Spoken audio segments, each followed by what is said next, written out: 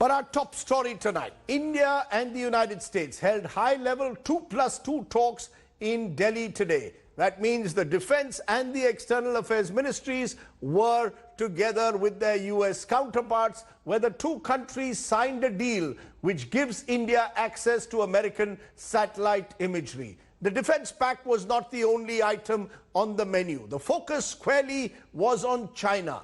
The US Secretary of State Mike Pompeo hit out at China over their aggression, saying Washington will stand firmly with New Delhi in protecting its sovereignty. The two countries say that they will work together in maintaining peace and security in the region. It is the furthest perhaps the two countries have gone in coming together to take on China. It's our top story today. An uninhibited display of bonhomie between the world's oldest and largest democracies. India and United States held a high-level 2+2 dialogue between defense and foreign ministries. The major highlight of the meeting was the signing of the Strategic Basic Exchange and Cooperation Agreement, or BECA, for geospatial cooperation. This would give India access to American satellite imagery and precise locations for use in missile systems and other weapons. Signing the BECA today, after signing the LEMOA in 2016 and COMCASA in 2018, is a significant achievement in that direction. What dominated the bilateral meeting was the existing threat of expansionist China. The United States Secretary of State Mike Pompeo openly called out the Chinese. He also paid tribute to Indian soldiers who died fighting Chinese troops in Galwan. The challenge of defeating the pandemic that came from Wuhan also fed into our robust discussions about the Chinese Communist Party. Our leaders and our citizens see with increasing clarity that the CCP is no friend to democracy, the rule of law, transparency, nor to freedom of navigation, the foundation of a free and open and prosperous Indo-Pacific. The Indo-Pacific region was a particular focus of our talks. We reiterated the importance of peace, stability, and prosperity for all countries in this region. As Raksha Mantri stated, this is possible only by upholding the rules-based international order, ensuring the freedom of navigation in international seas, promoting open connectivity, and respecting the territorial integrity and sovereignty of all states. China reacted sharply to the statements. Beijing accused Washington of sowing the seeds of discord between China and other countries in the region.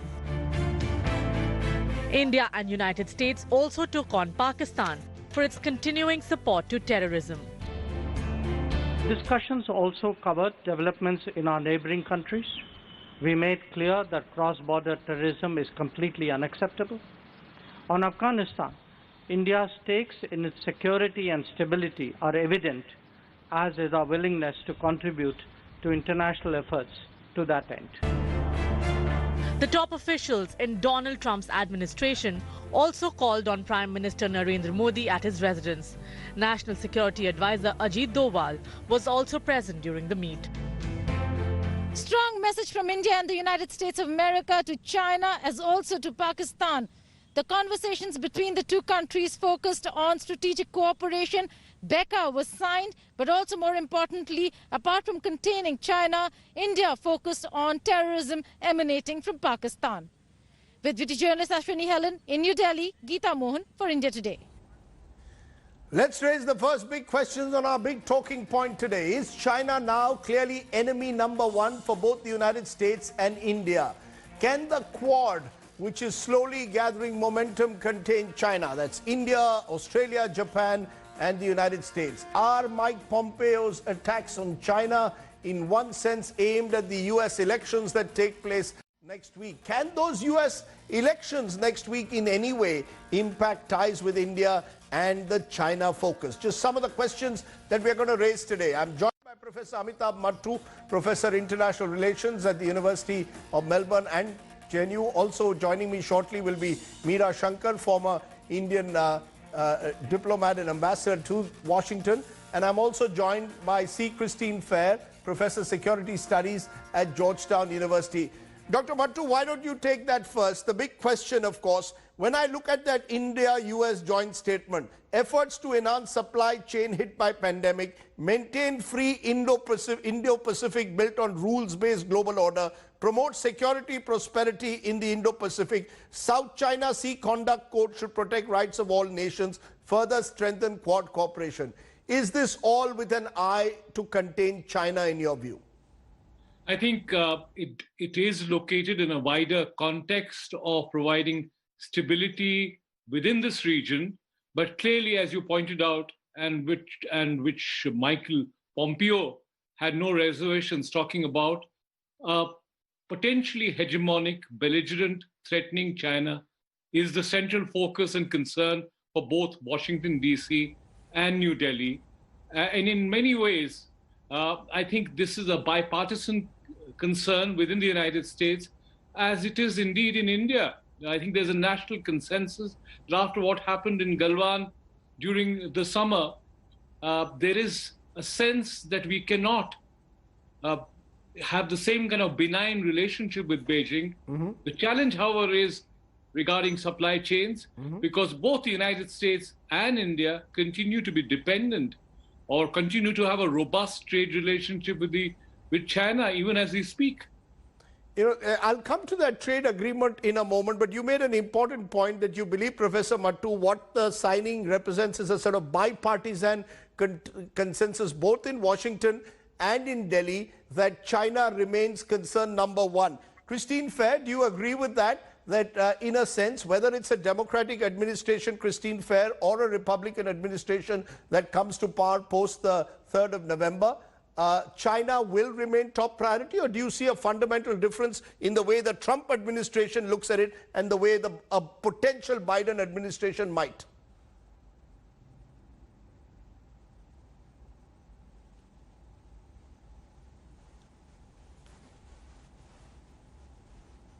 Professor Fair, can you hear me?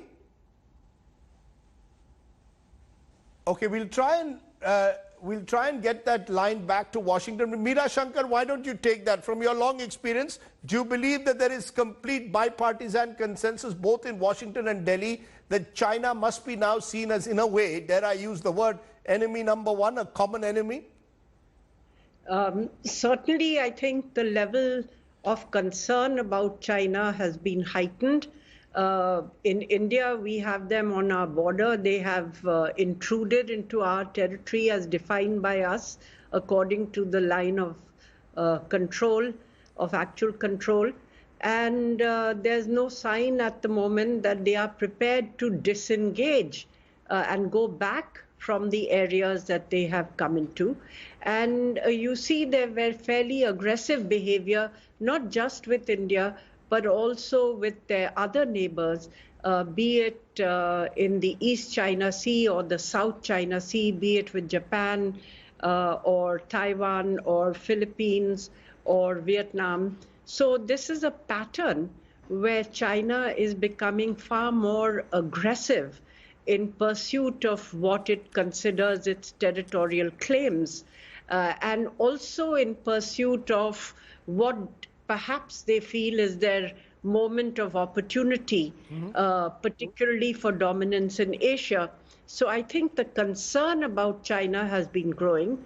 US-China strategic competition has sharpened in recent years, and I don't see that going anywhere. Joe Biden also sees China as a challenge. Where there might be a difference is really with regard to the best method that they would pursue to meet the China challenge. Trump has been a bit erratic. Initially, he walked back rather, from the rebalanced strategy towards Asia, which the Obama administration had crafted, which involved moving more military forces to Asia from the NATO theater. It involved economic, diplomatic, political strengthening of relations with allies and strategic partners. So initially there was no presence of America in a very visible way in this area. But later Trump, got into a tougher mode, at least on the economic side, and now has stepped up the confrontation also with regard to Taiwan, because let me take the points you're making to Christine Fair. Let me take what you're suggesting, that there is a clear attempt on the part of Washington, in a sense, to recognize China as a principal threat to regional peace and security in the region, in the Pacific region in particular. Christine Fair, do you believe this is driven by Mr. Trump, by President Trump, or is this a bipartisan consensus now on Capitol Hill? And that is where India fits in, that India is now seen as a strategic ally in the encircling of China. So first of all, I think we need to disentangle the two questions that you've asked me. With respect to the U.S. India relationship and the importance that is given to India in any strategy to manage China's rise, India has long been accorded that importance. This relationship has been thoroughly instituted within the bureaucracy. And it really began with Bill Clinton, right? So we have now had it began with Bill Clinton in about 2000, well before 9/11. So this relationship, it's been thoroughly institutionalized. It is highly regarded within the State Department, within the Pentagon, even within the intelligence community, right? So irrespective of who wins the election and what wins means, I don't expect there to be any significant shift. I actually do not view the Trump administration's handling of the India relationship terribly well, and I don't view his position on China to be terribly systematic. In fact, what Trump has done on the economic side has largely punished Americans, right? He fundamentally misunderstands tariffs. He fundamentally misunderstands who pays for tariffs. So what some people are calling his economic hardball with China has actually punished middle American farmers who have difficulty selling their soybeans to China. And so to shore up that vote, he's also had to essentially bribe them, right, to pay them for their losses. The other problem with President Trump, we often speak of him as being deeply compromised for reasons we don't entirely understand, because he's been very resistant and he has fought tooth and nail to not reveal his taxes. But what we have learned is he's also deeply compromised by China. The American taxpayer had to learn that while he paid a meager $70 to the U.S. government, he has paid much, much more to the Chinese in taxes. So I don't... he is a deeply compromised person. Much of what he has sought from China has been trade deals for his children. Right? So I don't see him as being helpful to India in any regard. This comes at a time when Mike Pompeo comes to India and says that the Chinese Communist Party is no friend to democracy. Do you believe, therefore, that it's very clear in that sense that is this a double game that the United States plays with China? That at one level you will come to India and say that we share your concern with Chinese expansionism, and at the same time recognize the need for greater economic or closer economic ties with China? No, I think you're misunderstanding the problem set, right? It costs Pompeo nothing to come to India and say what we all know to be true, right? That the Chinese Party, the Chinese Communist Party, is no friend of democracy. It would take an imbecile, frankly, to say anything other than that. But if you actually look at what the U.S. government has done with respect to China, you'll actually see it's done very little. And I think part of the problem, quite frankly, is that the United States has really neglected defense modernization. The United States, and this also happened during Obama's period, there's been very little to push back on the Chinese adventurism in the South China Sea. The United States has been pretty silent about the efforts of the Chinese to revise territorial dispensation with India, and it has done nothing on the genocide of the Uyghurs, right? And of course, once Trump came into office, there's been virtual silence on what's happened in Myanmar, which is happening with Chinese complicity. So it is not driven by a need to manage China while also recognizing Chinese economic independence. It's really to say the right things to India, but actually do nothing. And what so much of what this administration does is not driven by national security interests, but rather personal and familial financial interests. And I think, so this is, I think, a very big difference between the Trump administration and what we might expect from a Biden administration. That's interesting. That's interesting the way you're putting it. You're in a sense providing us, dare I say, some kind of a cautionary, if not a wake-up call, that we need to be cautious, particularly with the Trump administration. But Amitabh Mattu, does it go therefore well beyond just a Trump administration? The fact is the US wants to regain influence in the Indo-Pacific region. The fact is India wants to check China's growing influence in this part of the world, and therefore our interests converge, as they may well with an Australia, which is also concerned about China, as they will with a Japan. So has the possibility now come for a stronger Quad possibly, and India, US become two principal poles in a way that bring this Quad together with China as their principal concern? Rajdeep, in some ways what Christine Fair is saying is true, that we should not become a pawn in the instrument of American foreign policy. I think China is a concern for us, quite independent from what America might do, what Trump might do, or what Biden might do. After all, some people argue that China is a Frankenstein's monster created by American capitalism. The level of dependence that most countries have, all this talk about supply chains, it's really an instrument of profit maximizing of American capitalism. But inasmuch as there is a convergence of values, democracies, respect for human dignity and rights, and also this common threat, clearly India has to work with the United States, has to work with Australia, has to work with Japan, keeping in mind that ultimately you should retain the independence to make critical decisions about war and peace. Mm-hmm. What I disagree with Christine Fair is in assuming that Biden's policies are going to be more assertive. It's true that Trump is unpredictable and erratic often, but there is a method behind his unpredictability and erraticism as well. However, Biden we might have a much more subtle and nuanced policy for which we'll need to customize our own policies if we have to work with them. Because I think this old phrase of congagement, mm-hmm. containment plus engagement, is the kind of policies that Joe Biden and Kamala Harris might follow while trying to contain China, recognizing that there is an economic relationship and trying to work out how you manage that economic relationship. In some ways, India faces a similar dilemma. You continue, as someone pointed out, that ever since Galwan happened, mm-hmm. ever since the Wuhan spread the pandemic around the world, India-China trade has actually increased.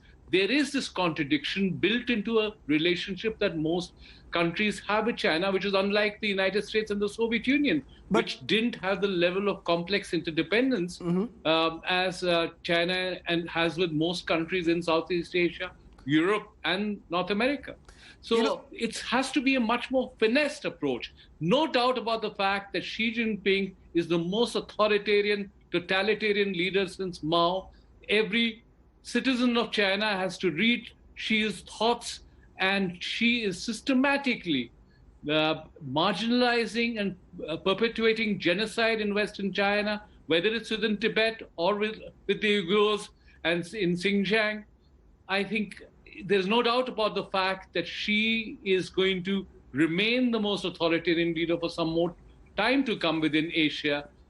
So we have to confront that reality, recognizing, however, there are nuances, there are other factors which are going to perhaps limit the degree of confrontation that you can take. So Meera Shankar, are we at a stage where post-Galwan in particular, you know, the bromance, the romance with China is over. The Modi-Xi romance that we saw in Mamallapuram and other, other summits stretching back to Ahmedabad in 2014-15 is over.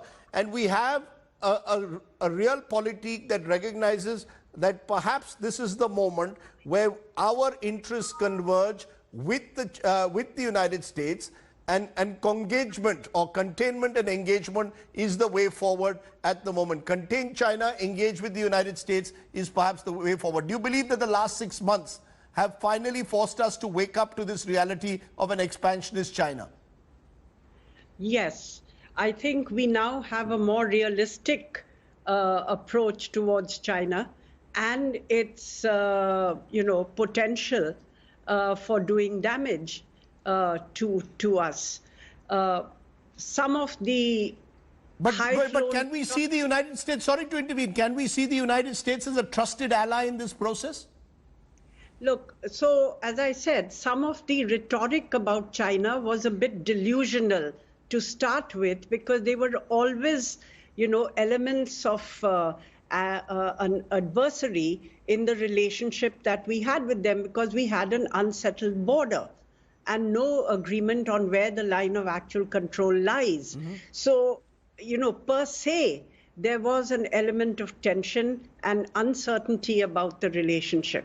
As far as the United States is concerned, they recognize the challenge that China poses to them as the primary challenge that the United States faces at this stage, both in the economic, technological, and strategic realm. Mm-hmm. But I think all the countries concerned, whether it's Australia, Japan, you were talking about the Quad, have equities in China, even as they have concerns in China. So it's a slightly more complex situation. And we have to wait and see how Biden feels he is going to deal with it, because he will want Chinese cooperation on global issues, particularly climate change. And therefore, the climate change policy wonks in his team will argue that we need to have a working relationship with China going beyond pure confrontation. We of course still don't know whether we'll have a Biden administration next week. This is of course assuming. So we were looking at whether there will be change, if there is a change in administration. That's an interesting. I think that we have to be conscious that the policy that a new administration, if there is going to be one, may adopt may not be one of pure confrontation.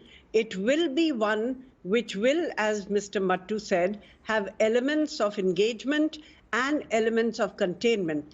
Having said that, both countries clearly have an interest in working together for building a better balance in Asia, so as to avoid Chinese dominance, uncontested Chinese dominance and hegemony in this region. For India, we need the U.S. market. It's our largest export market. They are our largest partner for financial and technological collaborations. And they are our becoming one of our biggest defense partners. So the level of technology that we can get from the United States for defense, the level of information sharing that we can put in place after agreements such as BECA have been signed, and the support that this will provide for navigation, targeting, and topographical information will be helpful to India. So it's not that it is going to be, something where you don't trust each other, but I think you have to recognize that both sides will work together where there is convergence, and at the same time, they may pursue policies which diverge from each other in certain respects. One final word, therefore, to you, Christine Fair. What would your advice, therefore, be to New Delhi going ahead? Should we press the pause button in the weeks ahead, wait to see what happens next week in the United States before taking the agreements that have been signed today to a new level?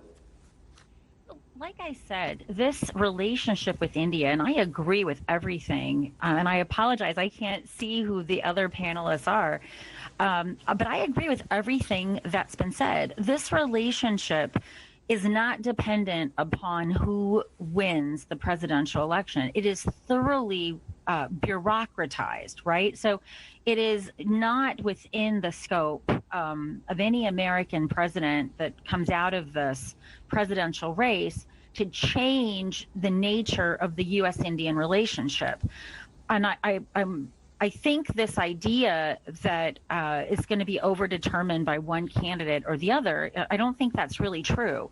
I think the issue is let's take President Trump, for example, and what we have seen. If I were to, on balance, look at the security environment that India confronts, I would say it's actually worsened under President Trump. Yes, it is true, for example, that he has cut off the defense of the coalition support funds that were going to Pakistan. Mm-hmm. But he's actually given Pakistan the prize, right? Zalmay Khalilzad has been bending over backwards to hand the Afghans back to the Pakistanis, right?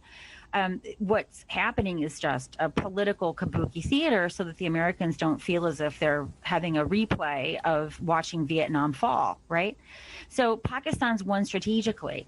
The relationship between Pakistan and China has become, it has really empowered both Pakistan and China to take enormous pungas or risks when it comes to India. Right. And China well understands that when the United States leaves Afghanistan, everyone is hoping, whether they're Republican or Democrat, that somehow China is going to step into the vacuum that the Americans leave behind, right? So from my point of view, I said from the beginning that Trump is not going to do things that are going to benefit India strategically.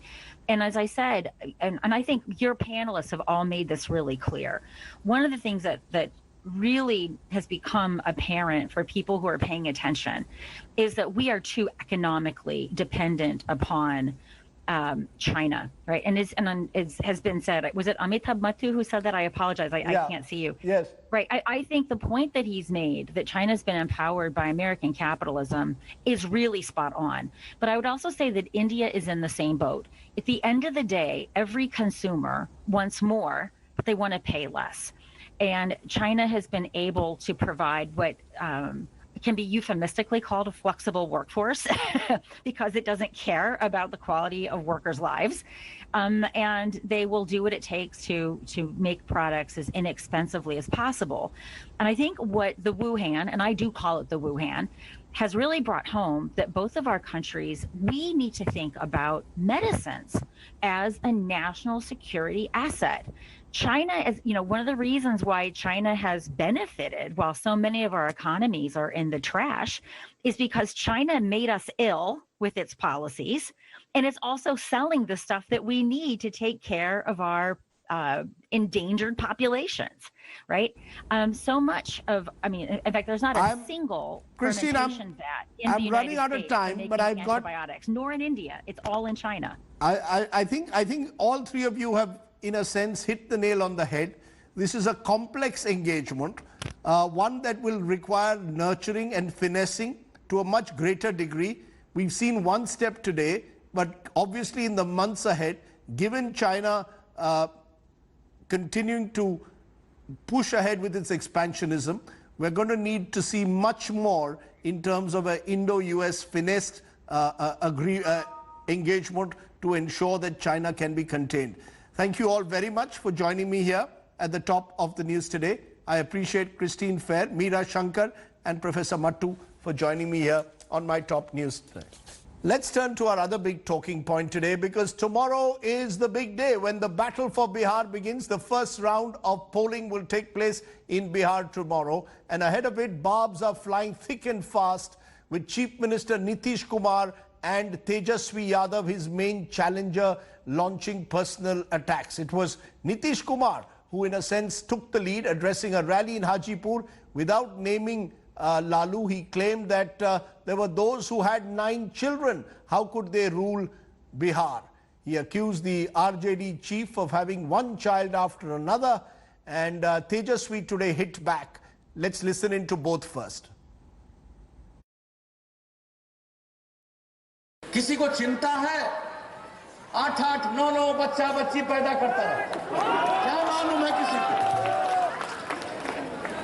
बेटी पर भरोसा ही नहीं, कई बेटियां हो गई तब बेटा हुआ। और आप सोच रहे कैसा बिहार बनाना चाहते, ऐसा ही बिहार बनाना चाहते। अगर यही लोगों का आदर्श है तो समझ लीजिए बिहार का क्या बुरा हाल होगा। कोई पूछने वाला नहीं रहेगा, सब का सब बर्बाद हो जाएगा। नीतीश कुमार जी कुछ भी कहें, हमारे लिए आशीर्वाद है, लेकिन कहीं ना कहीं हमारे बहाने वो प्रधानमंत्री को ही निशाना बनाने का काम कर रहे हैं। अगर ऐसी बोली अगर वो बोलते हैं तो कहीं ना कहीं से महिलाओं का जो है मर्यादा जो है उसको ठेस पहुंचाने का वो काम कर रहे हैं। जो डिग्निटी होती है महिलाओं की, आप कह सकते हैं हमारी माँ की डिग्निटी को वो ठेस पहुंचा रहे हैं, हमारी माँ की मर्यादा को वो ठेस पहुंचाने का काम कर रहे हैं Nitish Kumar ji. Okay, let's go straight to our face-off this evening. Pawan Khera, spokesperson of the Congress, and Guru Prakash of the BJP are joining me. I appreciate both of you joining us. This personalization, Pawan Khera, you know, yesterday it was Nitish Kumar questioning Lalu having 9 children without, of course, naming him. Today, Tejaswi Yadav says, look at the Prime Minister and his 6 siblings. Surely, personal jibes are part of every election. But do you believe that these are attempts in a way to divert attention from the core issue of what has become this Bihar election has become about who is best placed to govern Bihar? Is this election about governing Bihar or who has how many children? Rajdeep, even if there are attempts to distract the focus away from the failures of the JDU-BJP alliance, it's too late in the day. I mean, BJP has been trying to distract the collective attention, the collective focus of the entire country forever. For the last 6 years, they have been trying to, distract our attention from one failure of theirs to another. नोटबंदी हुई तो कुछ और ले आएंगे, कुछ और होगा तो पाकिस्तान ले आएंगे, पाकिस्तान खत्म हुआ कुछ और ले आएंगे. So that's been there. That's the BJP Modi ecosystem which revels in distraction. But I have been in Bihar for the last 15-20 days and I can see people refuse to get distracted. They are focused on unemployment. They are focused on the plight of the labor which had to walk thousands and thousands of kilometers. They are absolutely focused on the failure of this government and the central government. So you're telling me this Nitish versus Tejaswi shadow boxing is only a sideshow? Are you telling me Nitish versus Tejaswi is only a sideshow? The core issue remains governance? There is just, Rajdeep, there is just one show going on in Bihar. It is Nitish and BJP versus the voter of Bihar. There is no other show going on in Bihar, much though they would like to try and talk about China, Pakistan, whatever they want to talk about. The youth of Bihar has taken over this election. They are guiding the narrative of Bihar. Let me get Guru Prakash to respond to that.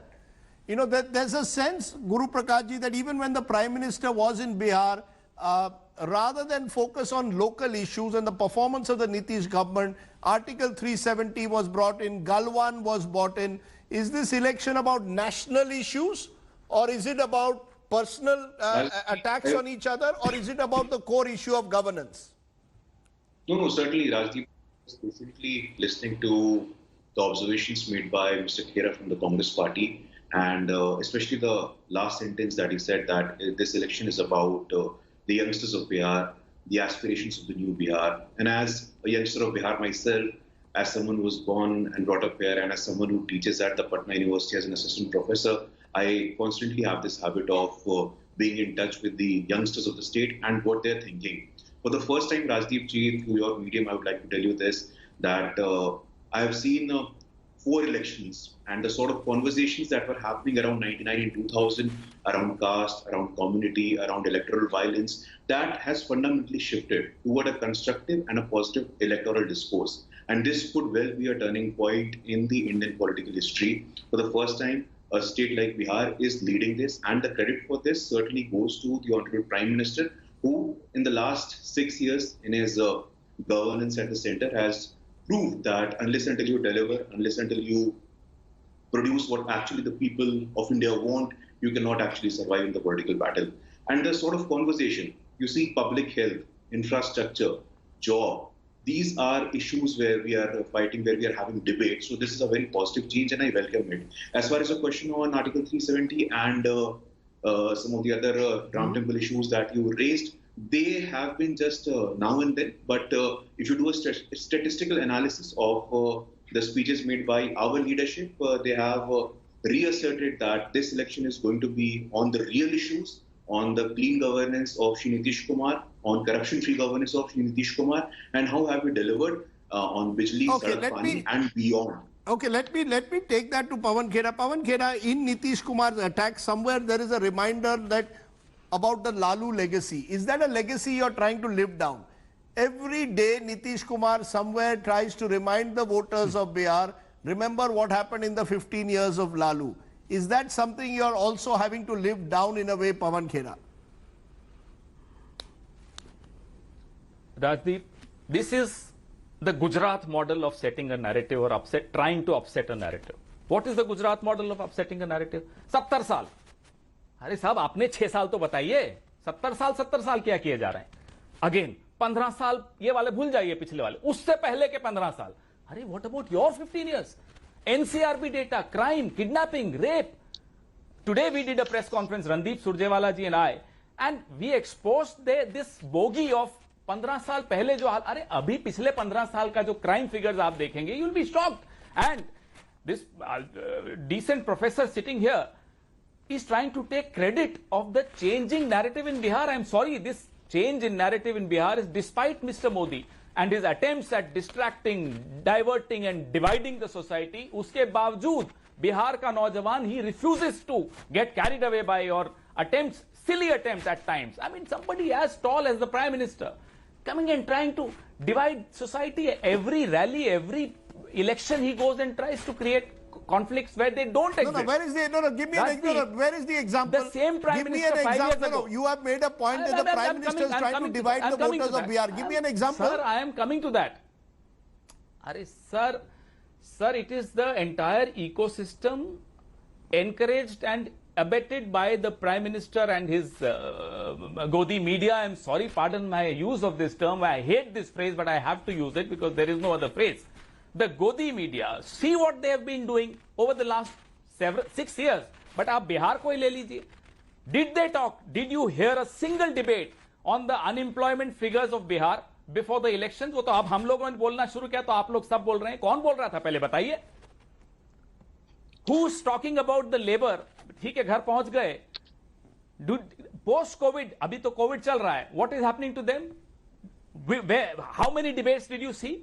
So, if the narrative is changing, it's nothing to do with the BJP. It's despite the BJP and its sponsored media. And I don't include your channel in this. I'm talking about other channels who indulge in this. The same Prime Minister Rajdeep 5 years ago was enlisting 56 scams of Nitish Kumar, and here Professor Saab is saying कि अरे corruption free government. अरे आप ही के प्रधानमंत्री तो बता रहे थे 56 घोटाले नीतीश कुमार जी के 2015 में. क्या हुआ 56 घोटालों का बताइए.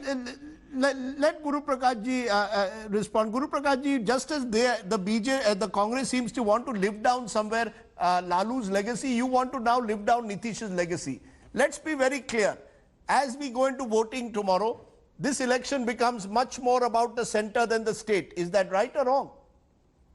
No, absolutely not, Rajdeep ji. So, Pawan Khera ji has brought out some, I think I've taken a note, it's about health, crime and employment. So, I'll take it point by point. In terms of health, the life expectancy of Bihar in 2005 was 65. In 2019, it's 69. Infant mortality rate, Rajdeep, in 2005 was 61. In 2019, it's 34. Maternal mortality rate, Rajdeep, in 2004 was 312. In 2020, it's 149. Coming to law and order, Dacoity cases in 2001 was 1,293. In 2019, it's 391. Extortion plus kidnapping in 2001 was 385. 2019 was 43. And this is when there has been a decadal population growth of almost 20%. In terms of employment, Rajdeep ji, Center for Monitoring Indian Economy has said that the rate of unemployment in Bihar is much lower than that of Delhi and Rajasthan.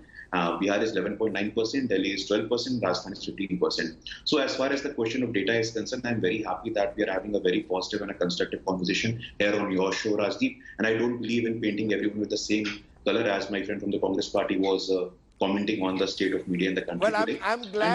I'm glad that both of you, in a sense, have come to this show with data. I wish our senior politicians did the same instead of making personal attacks on each other. This is far more rewarding in a way for the voters of Bihar. Let them choose who they want to win. May the best person or the best team win in this.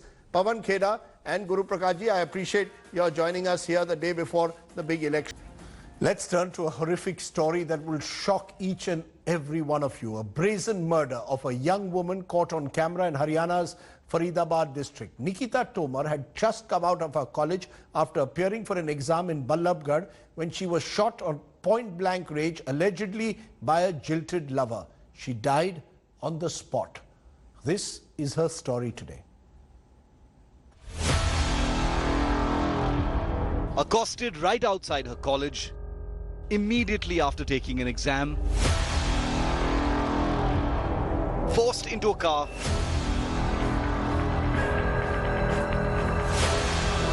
Nikita Tomar, the 21-year-old BCom final year student, faced two attackers, Tausif and Rehan. They first tried to drag her inside the waiting car. A cowering Nikita gives them the slip. Taking cover behind a friend, the shooters were unrelenting. They again try to drag her into the vehicle. As Nikita valiantly resists, she is shot point blank. The bullet pierced her skull, killing her instantly. The accused are then seen fleeing the spot. The accused, Tausif and Rehan, were nabbed after a long manhunt.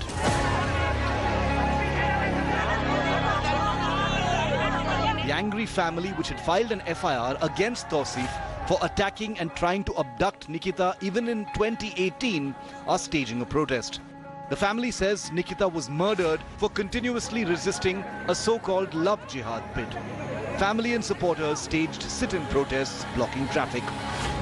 जो मेरी बेटी के साथ हुआ है उसका भी police encounter कर सामने खड़े करके मेरे बिल मैं बेटी को दाग जब दूंगी जब उसका एनकाउंटर हो जाएगा उससे पहले मैं बेटी को दाग नहीं दूंगी। हमने शिकायत करी थी पुलिस में एफआईआर दी थी तो इसको पुलिस वाले लेके आए थे लड़का लड़की को घर ले गया था और बोला था धर्म परिवर्तन करने के लिए शादी करने के जबरदस्ती दबाव बनाया था लेकिन फिर पंचों में बैठ के हमने लड़की के घर वालों ने माफी मांग ली फिर हमने फैसला कर लिया था उनसे उसी का खामियाजा में हम पीएम नरेंद्र मोदी से बोलना चाहते हैं हमें और आरोपियों का एनकाउंटर चाहिए जैसे यूपी में एनकाउंटर हो सकता है तो हरियाणा में क्यों नहीं हो सकता हमें अपनी बहन का न्याय चाहिए सर हमें न्याय चाहिए यूपी जैसा न्याय चाहिए।